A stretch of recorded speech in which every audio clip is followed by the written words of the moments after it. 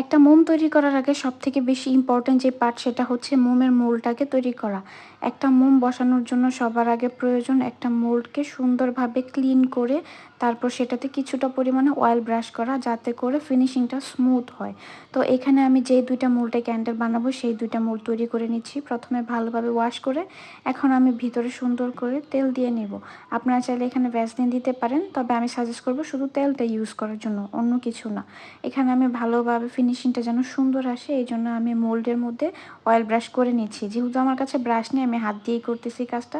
আপনারা চাইলে brush use করতে পারেন অথবা হাত দিয়ে করতে পারেন। এখানে আমি একদম কর্নারগুলোতে ভালোভাবে অয়েল ব্রাশ করে দিচ্ছিলাম যাতে করে ভালোভাবে ফিনিশিংটা সুন্দর হয় এবং মোমটা দেখতে সুন্দর লাগে।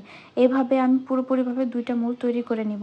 এখানে আপনাদেরকে একটা কথা বলে রাখি, আপনারা একবার একটা মোম তৈরি করার পর দ্বিতীয়বার সেই মোল্ডটাকে ভালোভাবে পরিষ্কার না করে ব্যবহার করবেন না। আপনারা যতবারই কাজ করবেন একটু সাবধান হয়ে কাজ করবেন।